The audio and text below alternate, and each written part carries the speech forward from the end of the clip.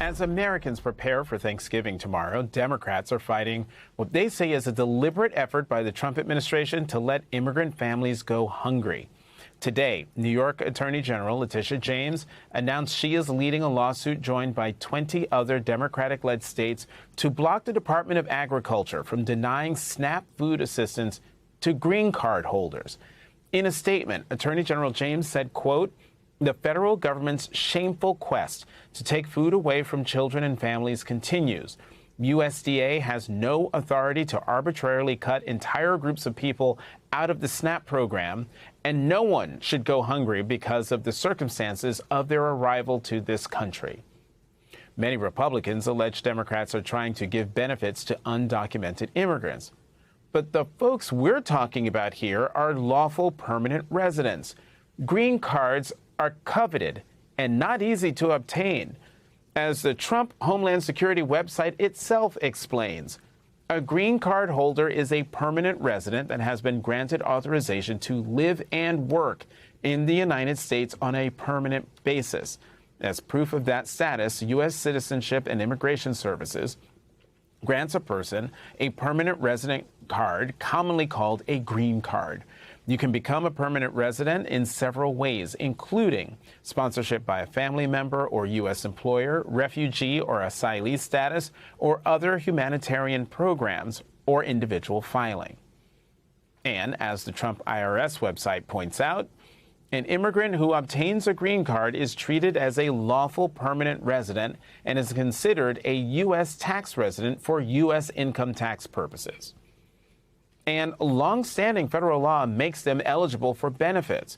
Reuters reports, in fiscal year 2023, about 1% of SNAP recipients, or 434,000, were refugees, while 3%, or 1.3 million, were other non-citizens, including lawful permanent residents, according to USDA.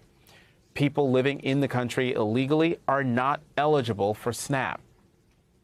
And now, new reporting from ProPublica shows this is part of a much bigger pattern that is already hitting food banks across the country. Quote, "The Trump administration abruptly cut $500 million in deliveries from a program that sends U.S.-produced meat, dairy, eggs, and produce to food banks and other organizations across the country."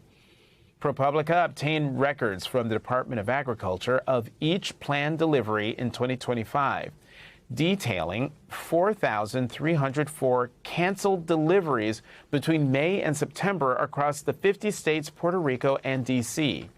The government is still distributing food through other parts of the program, but food banks were caught off guard by the canceled deliveries because it's rare for funding to be cut mid-year. Food bank administrators emphasize that they could not fill the gap created by benefit cuts in the administration's multi-trillion-dollar spending bill. Feeding America, a national nonprofit association of food banks and other organizations, estimates that for every meal its food banks provide, SNAP provides 9.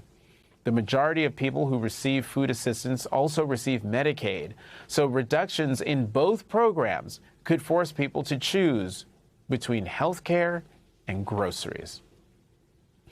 Joining us now, reporter for ProPublica, Nicole Santa Cruz. Nicole, thank you for being here. Your new reporting on records from the Agriculture Department shows millions of pounds of food never reaching those who need it, and much of the funding was already appropriated? Yeah, so the funding was appropriated, and then the Trump administration canceled it earlier this year, resulting in all of these planned deliveries not actually making it to food banks. This is not just budget trimming, but really dismantling how the federal government helps those who are food insecure. Did the administration give food banks any warning?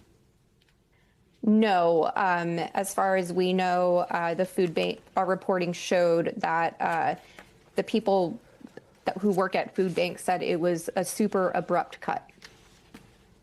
And food banks are looking to state funding and other sources to make up the funding gap. But you write about places like Louisiana, where food banks get little state support while having one of the highest poverty rates in the nation. How dire could the impact be in places like that?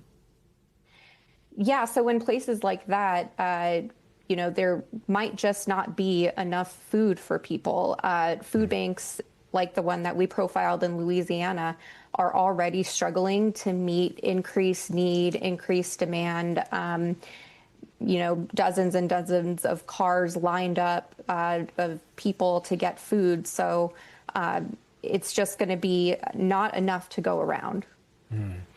And please explain the larger concern about those affected by the overlapping of SNAP cuts and Medicaid cuts. Yeah, so a lot of people who are receive food assistance also receive Medicaid. So this could be kind of a double whammy for that population, and they might be forced to choose between healthcare or groceries. Incredible. ProPublica's Nicole Santa Cruz, thank you very much for coming to The Last Word.